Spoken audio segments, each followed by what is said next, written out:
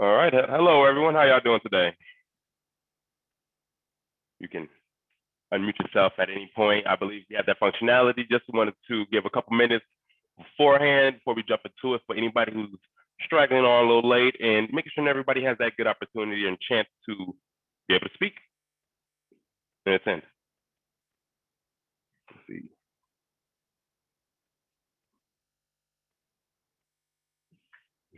We got Jason, Derek. I see a couple friendly faces. Everybody with their mics off, so I assume we're doing good. Happy Hump Day, happy halfway through the week.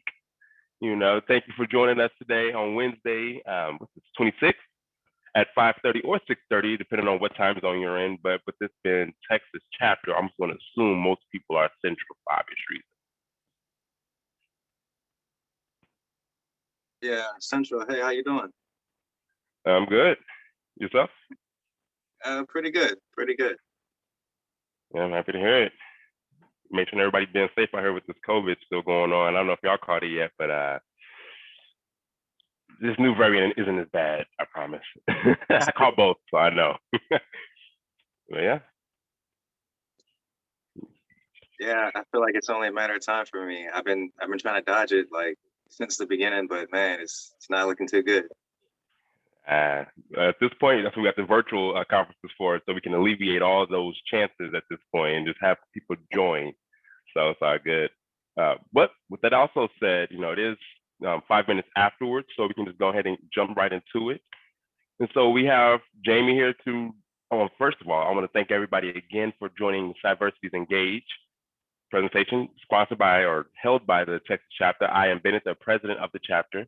And with us today, we have Jamie Williams, very intelligent individual. I will not be able to do him the justice he deserves. So realistically, I'm just going to go ahead and pass it to him as he has our presentation ready to go. And I'm pretty sure everybody will have some questions. So once you get those questions, drop them in the chat, raise your hand.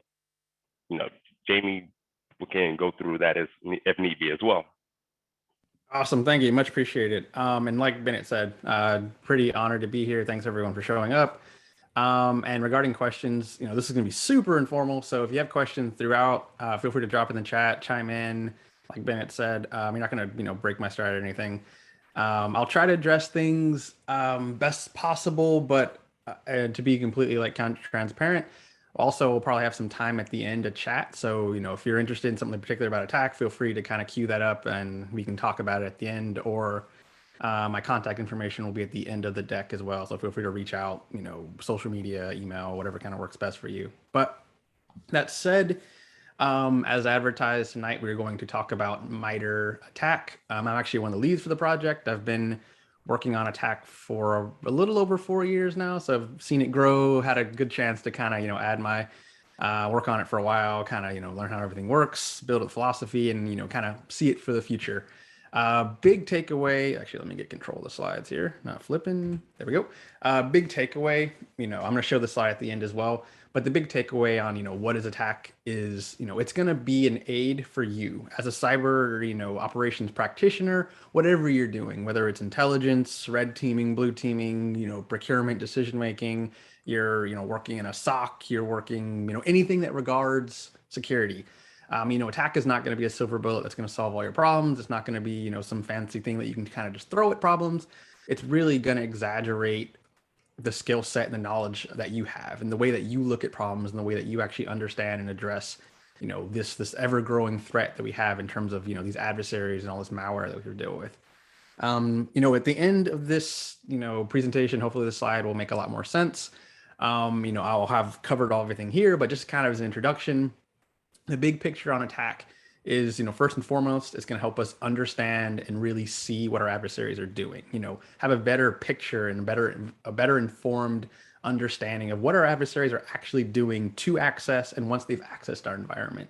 From there, ATT&CK is going to now enable us to kind of create this, what we call a common language. How do we describe what adversaries are doing? How do we describe what matters? How do we kind of, capture that and, scatter it amongst the various things we do as practitioners? most importantly, to help us create metrics. We can kind of, start to prioritize and track things and figure out what matters, what doesn't, what do we need to do today, what do we need to do tomorrow, what are we doing well, what do we need to do better. Really help us, make those really tough decisions that we do, almost every day. And most importantly, all of that kind of accumulates to, now that we understand our adversaries, we can track them, we can kind of, make sure we're making these decisions informed by what they're doing.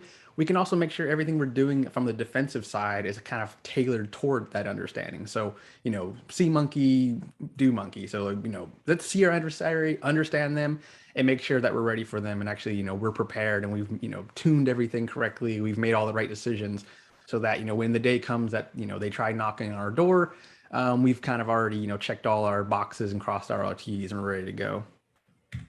So before I dive completely into, what is attack and, all the attack specifics, I just wanted to share a little bit of background on where attack came from. So one of the big principles of attack is going to be this concept that we call threat-informed defense. Basically, there's so many different ways that we can try to think about how we make good decisions in terms of cybersecurity operations. And threat-informed defense is basically the principle of, knowing about our adversaries can actually lead us to making really good decisions. Whether it's what products do I need, what as a red teamer, what things should I be testing? As a blue teamer, what things should I be writing analytics for? As a manager, who should I be staffing? What products do I need? How much resources need to be here and there? Whatever we're doing, we can actually use our understanding of our threats to kind of inform those decisions. In terms of if you were a bank or a hospital, understanding who may target you and how they're going to do it is really going to help you and push you towards the right direction in terms of making really sound and really solid cybersecurity decisions. So that's one big philosophical kind of foundation of, what I'll explain later in terms of what is attack and how we use it. The other big one is going to be David Bianco's pyramid of pain. So if you've never seen this, this is basically a model that describes the different indicators of compromise, or IOCs, that we can use as practitioners to describe our adversaries. So as you see, there's different levels that we go up the pyramid. So at the bottom, we have things like hash values. Working our way up, we have IP addresses, domain names, et cetera, et cetera. What really separates those levels is going to be what we call the difficulty or cost that we can impose on adversary by targeting them at that level. So, for example, the bottom hash values.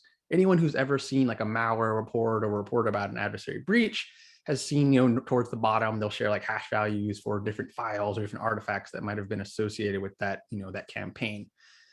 We as practitioners can copy and paste those hash values, maybe go look for them in our environment, write, rules that block them or fire alerts based on them. That works.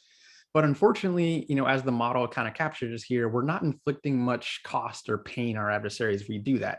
Anyone who's done any type of, offensive or red team work knows that those hash values are pretty easy to change. Like say you have a piece of malware, if you recompile it, change one character, change one word, there's going to be a new hash value. So effectively, you might be playing whack-a-mole with your adversaries if you're working with them at that level. Whereas if you work our way up a pyramid, with each step, we're inflicting a little bit more pain. So IP addresses is a good example. If you set up a server that is your command and control server, and I'm using it to conduct operations, that's a value that, it cost me a little bit to do that. I had to register it. I had to get all that set up. But that said, well-funded adversaries, that's something they can flip. They can change. That's something maybe a little bit more costly, but not necessarily into the world. And we keep working our way up. Eventually we reach TTPs, where, if we're describing the tactics, techniques, and procedures the adversary uses, how they actually conduct their operations, their standard operation procedures, if we're targeting those and we're saying, the way you like to operate, we're just not going to allow that. I don't care how you do it. We're not going to allow, you to do what you're doing, whether it's stealing data or encrypting data or, whatever your operations are. That's going to be tough because they're going to have to change the way they think. They're going to have to change the way they, kind of conduct operations. Or more realistically, you're just going to deter them. They're going to realize, hey, this isn't going to work in this environment. They're not going to be victimized by the way I conduct my operations. So they might find someone else. And that is really where attack is going to be aimed. So, big picture here is now that I've kind of, spun this web, attack is going to be exactly as I said. It's going to be a knowledge base of those TTPs, those adversary behaviors. Really, the big picture here is we are documenting what, and as exactly as I said before, what and how adversaries kind of conduct their operations. The really interesting thing about attack is it's globally accessible. So it's free, that URL at the bottom. If you've never been to the attack website, if you go to that URL, everything's there. There's no paywall, there's no secret, attack off to the side that we're not telling you about. Everything's globally accessible. And the reason we do that is because attack is built based on publicly available cyber threat intelligence. So we're basically just reading what people are putting out in the public space about adversary behaviors, and we're putting that into this, this framework and this model that actually we can use to kind of track and understand how these behaviors relate. So attack, as I'm saying, globally accessible, free for everyone, but also it's based on, like I said before, it's based on public CTI. It's based on real world observations. So things that we're getting from public reports, we read what adversaries do, we capture those behaviors, and we put them into the model. Big picture here is, and I'll kind of show this throughout, attack is being adopted, across the cybersecurity industry. I don't know how many people on this call have already used attack or, been exposed to it, but you'll see, as I've kind of will show in the rest of this presentation, it's useful for blue teams, it's useful for red teams, it's useful for, if you're trying to harden the system, even if you're just a regular, computer user, it's always great to have that knowledge and that kind of perspective of, what could go wrong and what adversaries, what and how could adversaries potentially try to victimize me. So if you've never seen attack, this is the typical way attack is rendered. We call this a matrix view. So just to kind of orient you to what you're looking at, across the top, that blue banner are what we call tactics. Those are basically going to be the adversary's goals. What are they trying to do? Like, what are they trying to achieve? You might see some common terms that you recognize there, such as, execution, persistence, privilege escalation, lateral movement, credential access. Basically, it's capturing, why are they doing something? Like, what are they trying to achieve? What really separates attack from a typical like kill chain is that we don't put those in any particular order. We recognize that, during an adversary's actions or campaigns, they might bounce all over the place. They don't do, step 1, step 2, and step 3. They kind of depending on the environment, they may flow in a different, sequence. So we're not saying that's a prescriptive, like actions or campaigns always go left to right. We just kind of put those across the top just to kind of be a starting point for understanding a behavior. What also separates attack from a typical kill chain is coming down from those tactics. We have what we call techniques. So those, squares under those blue banners, each one of those squares is going to represent how an adversary may achieve that tactical goal. So looking at an example, we can see, initial access, third column from the left. So an adversary is trying to initially get into an environment. They may do a drive-by compromise where maybe they put some malicious code on a website and hope you click it and download it into your computer. They may try to exploit, a web server or something. They may try to, log into a remote service like RDP or SSH, try to actually use legitimate things to access your environment. They might try to add additional hardware to your environment. They may send phishing emails. You kind of see those tactics are all different variations of how an adversary may achieve that same, goal of initial access. So we have the tactics across the top are going to be why, the techniques are going to be how, and really the heart of attack is going to be these procedures. So it's not shown on the matrix view, but procedures are going to be, what an adversary actually did, what is the action they performed. So when we look at attack, we typically see it top to bottom. So we look at tactics across the top, we see techniques, and then within techniques are going to be those procedures, like, what did they actually do? But typically when we think about attack and we use attack, it's almost always bottom up. You look at what an adversary did, I ran a certain command or I, did a certain thing. That's going to be a procedure. And you map that into, what are they trying to do and how are they doing it? So you can almost start to see, how this is kind of, translated into what we do as practitioners, where you can see, certain alerts may focus on certain techniques, or certain things your red team did may focus on certain techniques and tactics, or things you read in reports, or, hey, you say you're hardening a system and you're turning on some, new rule or some new block. You can kind of start to paint, a picture of exactly as I said before, this threat-informed perspective of why am I doing this? What am I trying to stop? What is this relating to, the bigger picture of how an adversary would operate, had this decision not be made. So to really kind of walk you through the rest of the model of attack, we'll do a deep dive into a particular technique. So I already pointed out the initial access tactic. It'll be the third from the left. And we will explore the phishing techniques. You can see, I guess that's the fifth down from the top. So if you go to the website, you'll see a matrix like this. If you click on phishing, you'll go to a page like this. So every one of these techniques has a full write-up. And a couple things I want to call out is obviously it has a name. You can see on the top left. It has a description, basically outlining, what is the behavior? What are we talking about? We intentionally write these to be pretty universal so that you don't need to have a lot of, technical background to understand what we're talking about. I think phishing is a pretty common term. So hopefully a little bit more universal, but some of our, techniques get really in the weeds, especially depending on what it is. So we do a lot of work to make sure those descriptions kind of get you everything you need to know about, what is this behavior, and, as a practitioner, everything you need to know in order to kind of act on it. So we have a name, we have a behavior. On the right, we have some metadata about each technique. One of the things I want to call out is the unique identifier. And this is pretty powerful because, as I mentioned before, attack is building this common language. And these IDs, we typically call them TIDs or technique IDs, are pretty powerful because rather than imagine the million different ways people can describe phishing, like some people call it, may use different jargon, may use different terms, but really these TIDs allow us to kind of almost create a Rosetta Stone where I can share T1566, whether I'm tagging it in an Intel report or I'm tagging it on, hey, I did this because of T1556, whether it's like a red team or a blue team thing or whatever you're doing. That enables us to kind of create that common language and connect a bunch of dots. So rather than, the way I would describe it and the way Bennett would describe it and the way Jason would describe it, we can kind of all kind of rally around this ID and kind of make sure we're talking about the same thing and kind of almost use a shorthand for describing all of this content with one unique string. So unique identifier is a big thing. You'll see that, especially when you see products and vendors that use techniques or use attack, you'll see those kind of scattered as kind of like I was saying before, that shortcut. So you'll see the ID. If you scroll down a little bit in the metadata, we have this concept called platforms, which I'll talk about a little bit later, but that's basically what systems this technique is relevant towards. So in this case, you might deal with phishing in Google Workspace with things like Gmail, Linux systems, Office 365, so like cloud-based email, other software as a service, cloud-based, email services, Windows and Mac OS.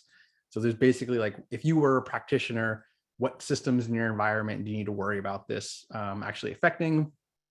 Rest of that is, kind of more just metadata you'll kind of pick up on the more you use attack. So as I said before, the, attack, we're not just making up these techniques. It's not just us kind of coming up with ideas. We are basing all these techniques on, like I said before, those real world examples, those procedures. So if you go to each technique page and scroll down, you'll see the section called procedure examples. This is where we actually cite, as I said before, in the wild cyber threat intelligence that kind of outlines instances where we've seen real adversaries perform this behavior. And we basically use these procedures to scope the technique. So in this case, I just included these two.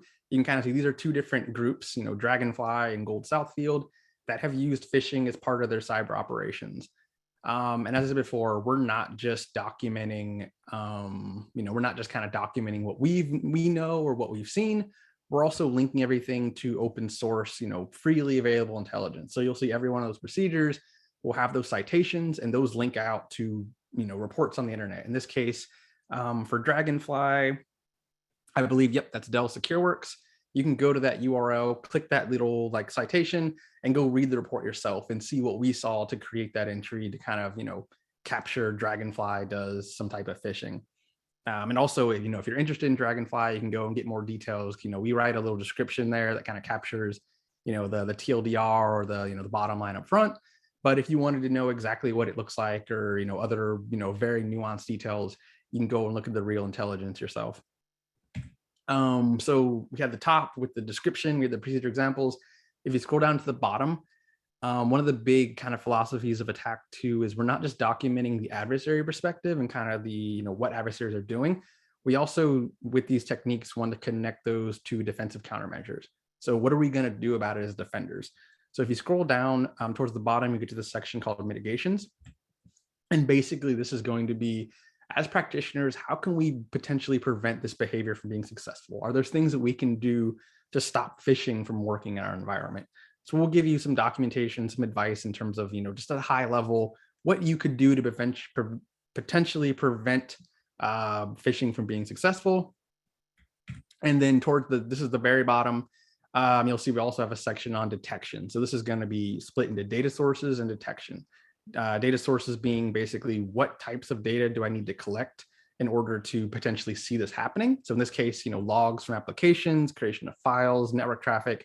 And then the detections is basically, now that I've collected the right data, how do I analyze it? How do I make sense of it in order to, actually take the right data flow and kind of see evil within that data flow? I think I have a Jamie. question. Yeah, Roger, right? I was just about to say that. Perfect. Never mind. Yep. Awesome. Yeah, Roger. I think you had a question? Yeah, I had a question. You're talking about the mitigation. You also have a MITRE defend. Is that the same information or a little deeper, or what? How does that coincide? So yes, that's a great question. So MITRE defend is actually a separate product or kind of team at MITRE. It's completely, we don't work together at all. I know Peter, but we don't, completely separate effort. What defend is doing, and if you read their philosophy paper, it outlines it really well. What they're doing is taking, various types of mitigations or defensive ideas, and they put it into a framework that kind of maps to attack. So if you've explored defend a bit, it's like, they're reading, copyrights or trademarks or just white papers or whatever documentation they get their hands on, and they're capturing, potential defensive practitioner ideas. And then they build their own framework of different ways, different strategies of defense, and they associate that back to attack. So it's one very interesting application of attack, but for all intents and purposes, they're two very distinct matrices. Because like I said before, attack is really focused on using intelligence to understand what adversaries are actually doing, and defend is more taking a bunch of ideas from the collective community and kind of just putting that into a model. So related, but not necessarily a direct connection besides the effort defend does to kind of map back to attack. Hopefully that kind of answers your question. Let me know if there's any follow-up. And I think I see another question from Derek. Hi, Jamie, thanks. Just following along with that, I think, is CAR the same way, as in it also is a separate project, even though it kind of gets into procedures a bit, well, actually a lot. Yeah. Is it still also to a separate thing, just like Defend?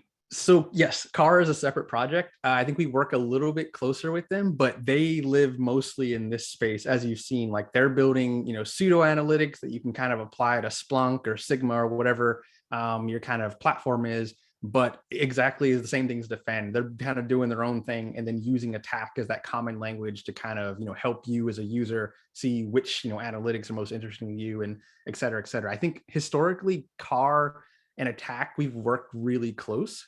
So when we were building out this, these data sources is something that we kind of worked on a lot last year. We actually had a lot of input from the CAR team to kind of, make sure we were making a lot of sense. So we kind of check each other and keep each other in balance. But yeah, exactly as you said, they're two distinct projects. So one of the, good point here is MITRE as a company is really big on frameworks and building things. So you might see a lot of different things coming out from MITRE. But it's always good to kind of, understand, attack and all the rest of them, like CVE is another one MITRE kind of maintains, all very distinct products that might connect, but necessarily aren't from the same people. Great question, by the way. Anything else about at this point or in general about kind of the structure of, at this point, like a structure of a technique?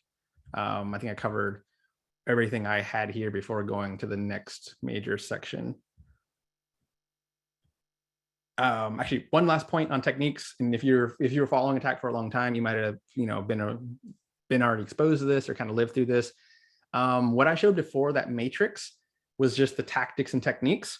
Attack kept growing. Actually, it started, I think we started with 60 techniques, and now we just hit, I think we got to 200 something before it got out of hand. and to the point where it wouldn't fit in a PowerPoint slide. So it kind of made it difficult for at least us to work with. So we realized we needed to grow, and we couldn't grow wider and we couldn't grow longer. So we grew in terms of depth. So you might have picked up on this idea. You can see on the right there, we introduced this concept of sub-techniques. So in the matrix view, you see tactics and techniques. There's also a hidden layer of depth where every technique might have what we call sub-techniques, which are, fundamentally the same as techniques. They have the descriptions, they have their own IDs, they have their own mitigations, detections, data sources, procedure examples, all that. They're just scoped to be a very specific type of that technique. So a good example here is phishing. We have phishing with an attachment, we have phishing with a link, we have phishing with a service.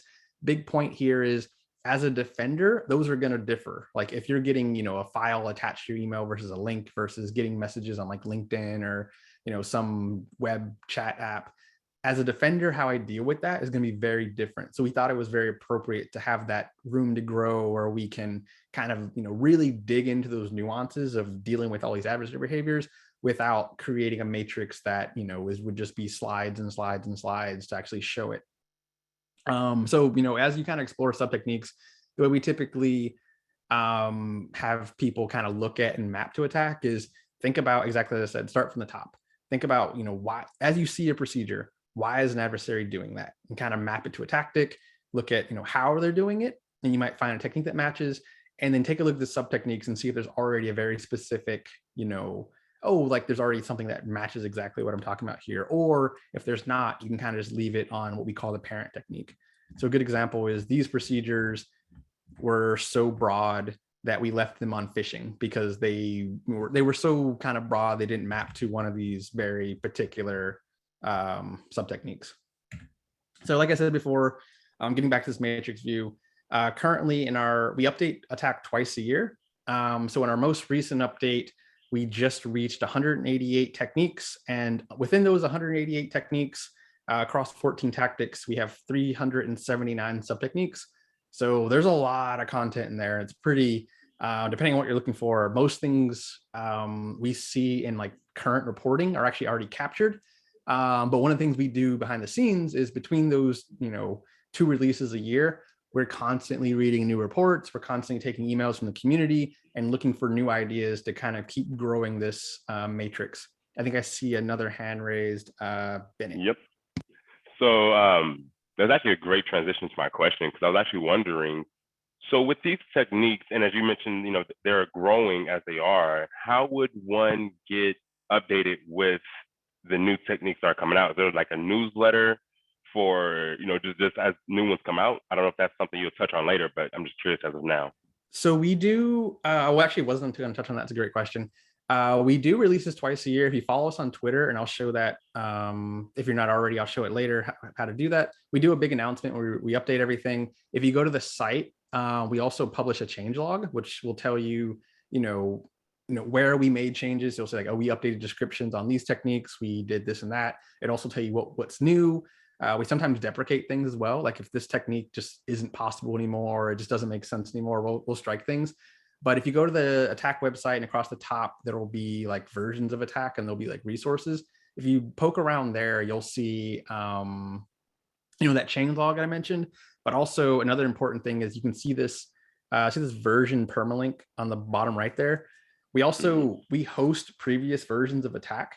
So if there's like an older version of attack that you've been using, you can, go see that old version. Or if like in this case, if you hit that version permalink, it'll grab a link to that technique with the version in the URL. So you can share that and say, okay, like, if you're building a product and you need to reference that particular version, you can build that and still like include those URLs just in case, something changes and it doesn't really match what you were trying to point to. So we've been doing the best we can to maintain that backwards compatibility while still being able to grow into the future. And I see another question from Roger. Yeah, I had a question. Is Navigator from your team? We have an amazing software development team that maintains a bunch of open source products, including Navigator. I'll show some examples of using that in a bit, but yeah, basically, That at work. Awesome. Yeah. So cool thing is Navigator is complete. I don't know if you use the online hosted version. Navigator is also open source. Yeah, you can also download it and host it. Like if you have an internal server that you want to run it on. And most importantly, one of the biggest things we talk about with ATT&CK is ATT&CK is not everything. This is what we have access, the intelligence we have access to, and the intelligence that we've had the time to get to.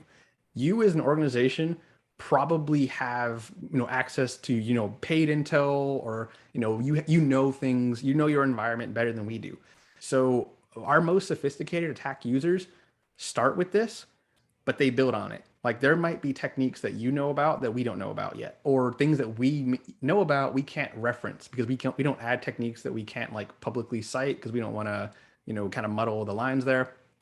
So Navigator is what you just pointed out is a great example of, hey, we have all these ATT&CK resources. We intentionally open source them all because you can download Navigator and under the hood modify the code to add new tactics, add new techniques. Or the inverse is, if this is a big picture view of a lot of stuff, if there's stuff on here you don't care about, just delete it. Like we add intentionally way too much because we're not trying to tell you you should start from the top left and try to address everything here.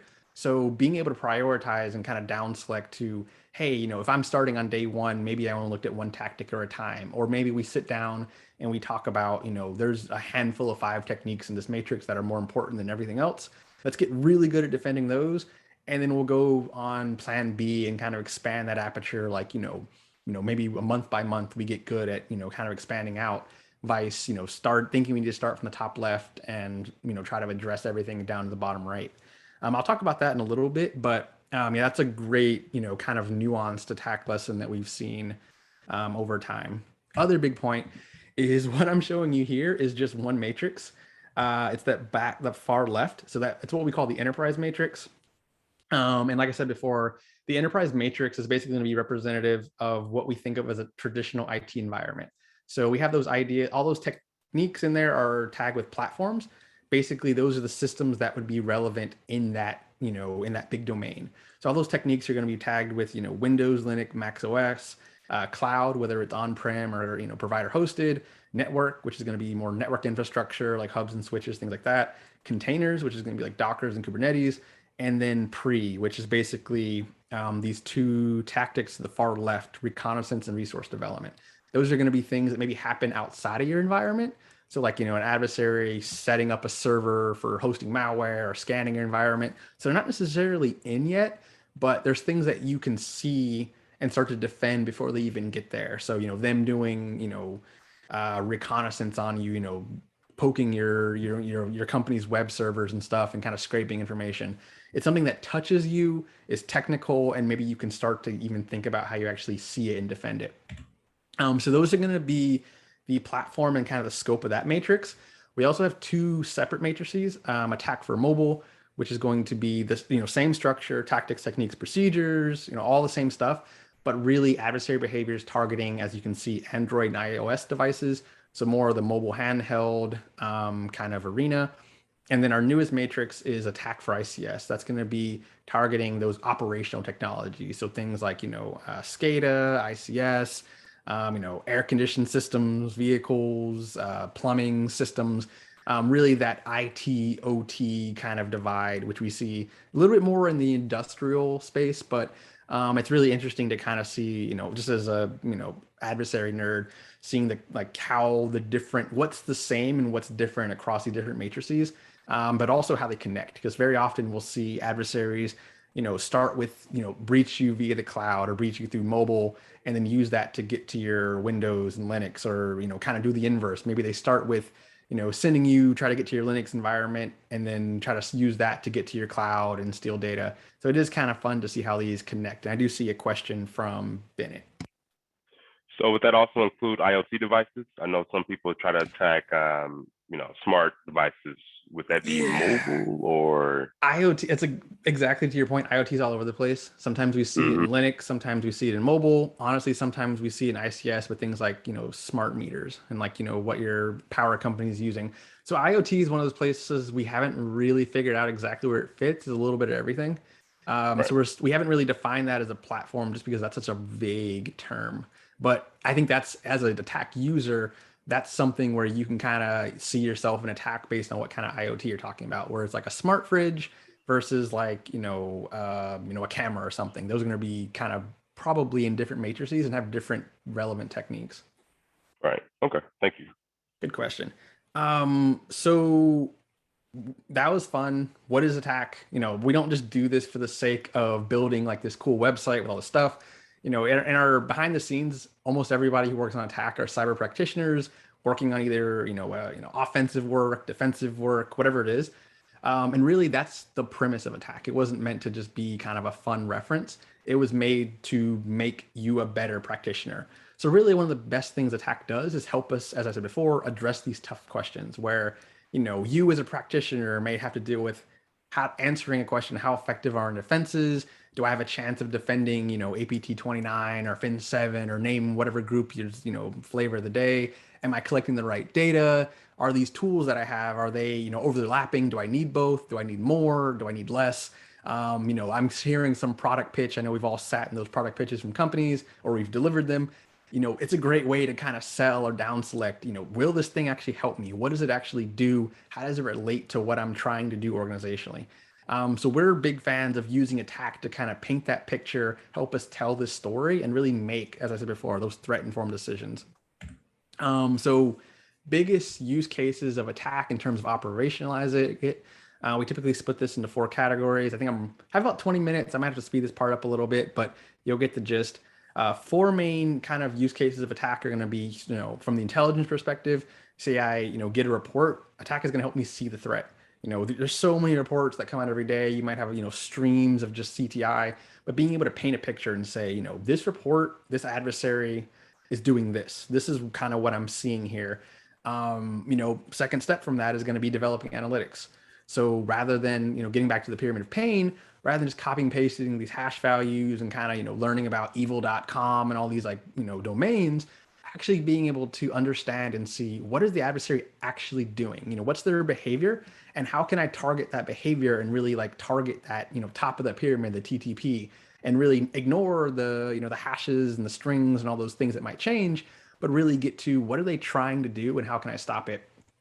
My favorite part about attack, emulating adversaries, anyone on the call as a red teamer might know, sometimes you kind of get thrown into the assessments and they're like, just kind of scan the environment or do whatever you feel like doing, which has its value. But one of the coolest applications of attack we can do is rather than just kind of wait for an adversary to come, we can also emulate them and say, hey, I'm particularly interested in this, this Eastern European actor or a scenario that involves these TTPs. Say we have a picture like this and we've identified what we're particularly interested in. You as a red teamer can scope your assessment based on that particular kind of style and say, hey, I'm going to emulate, a financial actor, or I'm going to emulate this particular malware and the way it does things and give the customer or more real feel and actually figure out what works, what doesn't, rather than just kind of doing the typical, whatever I learned last week or whatever, Metasploit or Cobalt Strike kind of does under the hood or just by default. And then most importantly, assessing your defenses. This is a very, very kind of simple picture, but imagine as an organization looking at attack and sitting down and saying, exactly as I said before, highlighting things in red that are, hey, I don't care about that. Yellow is where we're kind of concerned. Green is our priorities. Or more, an inverse of that is, say we do an assessment or we just kind of, do some type of simulation. We can kind of mark red is things we didn't do well at. Yellow is we did okay. Green is we have higher confidence, and kind of use that to paint a picture of exactly as I said before, where we need to go in the future, but also use that as justification on, hey, I need additional tools, I need additional staff, I need resources, and here's how it's going to help us. Being able to tell that story to your leadership, paint those pictures, and actually help them kind of, a pretty picture like that, being able to kind of digest so much of your knowledge without having to, bore them with long reports and things they might not necessarily understand. Before I dive into each one of those use cases, just want to show an example of others using attack. I think these are really cool. On the left, if you're familiar with Red Canary, they're a threat intelligence company. They do a bunch of really awesome work. One of the cool things they do is they put out a yearly threat report where they say, here's the things that we saw this year that were kind of notable. And they do a really cool job of putting that in the context of attack. So if you see that report, Basically, if you go to the report, it's the top 10 techniques they saw across everything they did all year.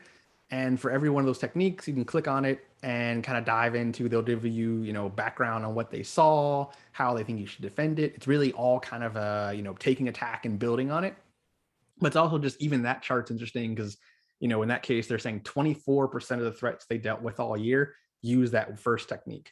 So in terms of you being a practitioner, that might be a good starting point. That might be, hey, my return on investment in terms of things I should worry about, that's probably a good one because a lot of adversaries do that. You can kind of obviously start with their data. You can also do that internally and kind of just look on, hey, the instance we've had, where have adversaries gone? What have they tried to do? That makes a really good business justification for, whatever decisions you're kind of going forward. So that's the thing on the left. The thing on the right is going to be from SOC Prime. If you're familiar with them, I think they're the folks that deal with Sigma, so the analytic repository. I think someone asked about CAR earlier, probably up your alley. They keep this really cool dashboard where, as you see on the left, it starts with tactics. You click on a tactic, goes to techniques and sub-techniques. And basically, they give you a one-stop shop for doing red and blue activities. So if you click on, you can see there, I highlighted brute force. They give you the description from the attack side on what is a brute force. They give you some examples on, from our procedures on like adversaries actually doing it, but they also give you Sigma rules that they've mapped to brute force so that you can kind of, play with those rules and maybe deploy it into your SIEM or your Splunk in order to detect that behavior, but also some red tests where if, using something like Atomic Red Team or, some commands and scripts that you can kind of run in your environment to actually simulate the behavior and test those Sigma rules or test whatever your Yara or whatever you're using to kind of defend. You can actually kind of, experiment with, sub technique by sub technique, kind of in a controlled way and make sure, as we're painting these pictures of where we are with attack, make sure you're kind of validating that and kind of getting more a data-driven approach to, those confidence assessments. I'll get through this really quick, but 4 main use cases of attack: threat intelligence. So biggest thing attack is going to help you with threat intelligence is being able to communicate, capture a bunch of information, but also create that common language. Feel free to read that really quick. I've already talked about most of this, so it's not super relevant. But as a quick example, I know maybe it was Roger asked about Navigator. So imagine this was kind of made these slides just for giggles. Imagine this was a situation I was in. I was looking at 3 different reports. They're all in different, formats. One was like this big fancy report with like cartoons and stuff. One was just a bunch of commands, and then one was a tweet. So I was like, okay, cool. How do I, as an intelligence, user, what do I do with this?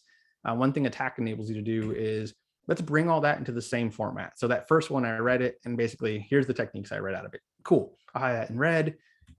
Those commands, that's basically those commands are doing that effectively. And that tweet, had a bunch of source code, able to say, okay, basically it was that. So, big picture is, you're able to, as an intelligence perspective, bring all that into a centralized format, but using something like Navigator, which is what created that thing on the right. I'm able to kind of make layers, overlay them, and kind of highlight and make attack my own. So rather than just looking at a matrix, I can kind of paint this pretty picture and start to put notes on it, put a legend with color codes, and kind of really understand a bunch of different data from a very quick picture. As I said before, detection, biggest thing attack's going to do here is not only categorize what you're doing. So something like CAR or Sigma, you might write a bunch of rules, you might have a bunch of Splunk logic, but it's kind of hard unless you know Splunk to you look at it and you're like, what is that? I don't understand what you're doing. So being able to tag it with those technique IDs and say, this huge query, we're really just looking for this one technique, or we're looking for this combination of techniques. That's so powerful because it enables you to kind of index your logic, but also address hey, understand what your gaps are and put a lot of context in what you're doing. But most importantly, also moves you up that pyramid of pain where you're not targeting IP addresses, you're not targeting domains, you're not targeting hashes. So, good example is, I pulled this from a asset report. Good stuff. Thank you. It's obviously I don't want to get hit with any of those hashes. So probably not a bad idea to still use the hashes. But more importantly, I can scroll in that same report, find those command lines and really understand, hey, what are they trying to do here? Rather than just looking for those hashes and kind of hoping that, I hit those, what they're trying to do here, I can actually, I went to CAR in this example, I went to Sigma for the one on the right. I can go and find analytics that have already been created that are mapped to that same exact technique. In this case, it's, T1011. There's already analytics created by the community that address this exact behavior. I can go and test those in my environment. I could run them in my environment, and I can kind of tune them and operationalize them without necessarily depending on just, hopefully a SHA-256 that just happens to collide with whatever someone else already talked about. So that's detection. Adversary emulation, my personal favorite. Exactly as I said before, the biggest kind of questions as a red team or pen tester or vulnerability assessment, whatever you're doing, is what value are you providing? And also, making sure you're not, how do I ensure that the next time I come here and do the same assessment, I'm not going to deal with the same results? Like, no one hates, or everyone hates, when you do an assessment 1 year, you come back a year later and the customer hasn't changed. And you're like, why am I doing this? Like, I'm basically just kind of checking the box that someone did a red team here, but where you're not actually getting better. So attack is going to enable us to kind of scope the assessment to what matters to them. So you can talk to them and say, what are you most fearful of? Are you scared about someone stealing data, doing ransomware? Are there particular systems in scope? You can kind of answer all these, get questions or answers to all these questions, use that to build an emulation plan and say, I'm going to basically emulate your worst nightmare. And we're going to learn a lot. It might be a little rough in certain patches, but most importantly, I'm going to highlight, opportunities for improvement, things you're doing really well. And we're just going to all learn from it together. And hopefully next time we execute the same exact thing, it'll be a lot better. And every time we do it, it'll get better and better. And then before long, we'll have to create a new adversary and do it in a different fashion. So we actually have some resources here that are really helpful if that's interesting to you. On the left, there's a GitHub for what we call the Adversary Emulation Library. We do exactly as I described. We study a bunch of intelligence about a particular adversary, and we build out a plan for if you wanted to emulate a certain scenario that was kind of inspired by this adversary, here's command you could just run in a very particular order to kind of, go through one of their operations. So as you see on the left or on the bottom of that, we have like Fin6, which is a financial actor, 29, which is a Russian government, Menu Pass, I believe is Chinese, Carbonet Group, and Fin7, which are more probable Russian, criminal actors.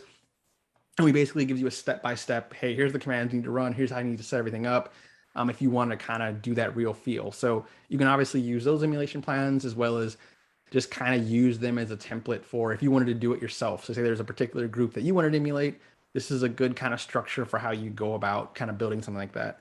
If that's not necessarily your jam, but it sounds interesting, we also have a product we call Caldera, which is open source. It basically automates all that. So as you kind of see, it's basically it's a server.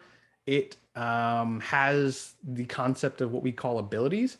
So basically it has a bunch of techniques it can execute that are called abilities.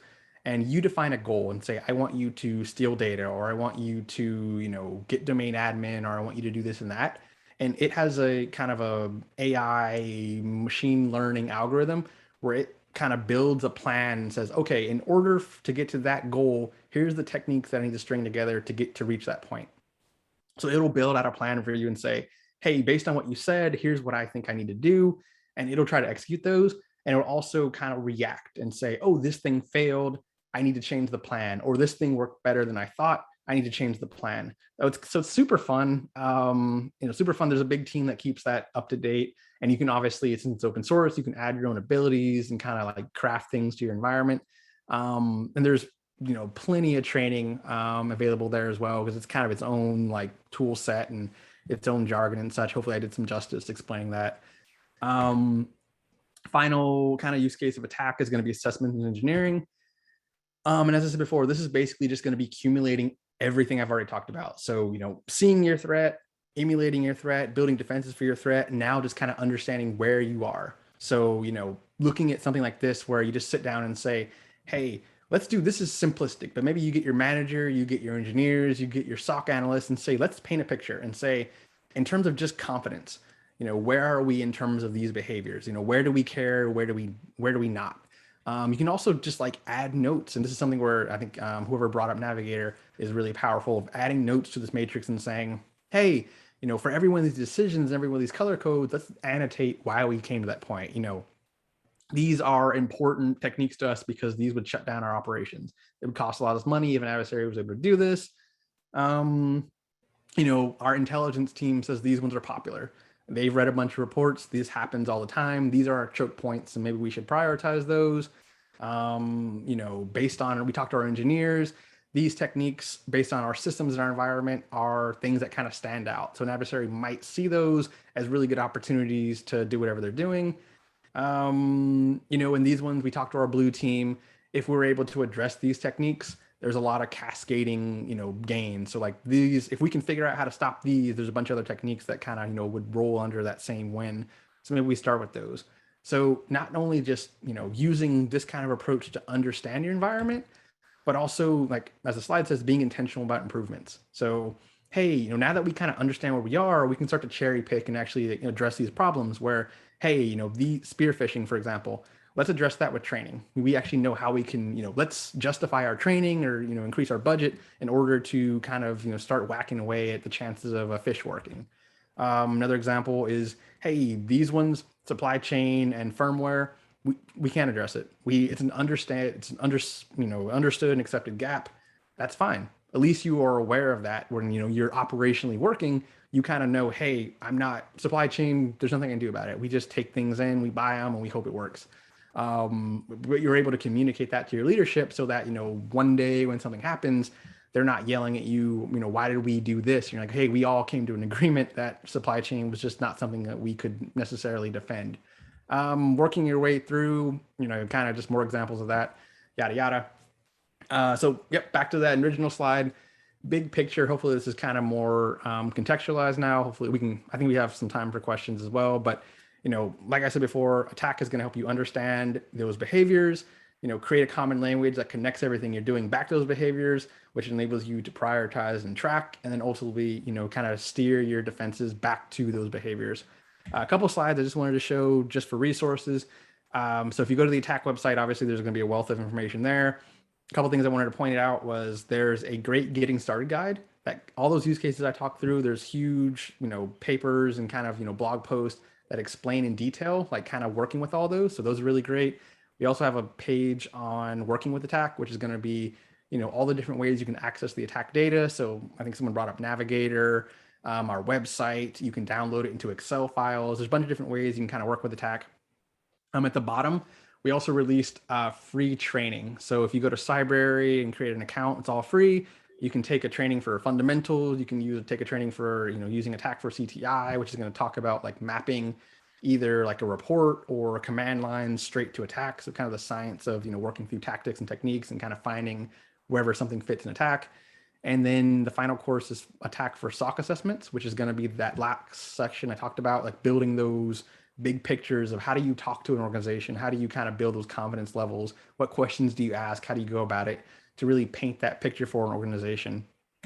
Final thing I wanted to show was we do have a user conference coming up in the next couple months. It's ATT&CKCON. And this is, you know, you're not going to see just a bunch of marketing or anything from us. Really, it's for the community. So you're going to see a bunch of people in, you know, globally coming together and talking about how they're using attack. So, you know, you might see talk that, you know, kind of it's interesting, something you wanted to do or something you're already doing. So more information on that is available at the URL. You can also see at the bottom, we record everything. So you can go and watch the previous presentations. You can go and see their slides and see, you know, everything that's already been presented. One note is the conference is in person in our headquarters in McLean, Virginia. So it's right outside of DC. Tickets are going on sale later this week, but also it's streamed virtually online. So, you know, I think most of you are in Texas. So you might not be worth your hike up to DC. So by all means, feel free to obviously stream it, you know, virtually for free, but also, you know, similar to previous historic iterations of ATT&CKCON, it will be recorded and available later. So just kind of keep an eye out. You can kind of, you know, cherry pick which talks are most interesting to you. The agenda is already on that website, so you can kind of go check out really interesting talks from some really smart people. So it should be pretty awesome. With that, that's everything I had. So obviously, thank you for your time and attention. Happy to hang around for questions. And as promised, my contact information is on the bottom there. So feel free to reach out. You know, the Twitter account is for MITRE ATT&CK is going to be your best place for getting up-to-date information about what we're doing. But also just feel free to reach out with any questions.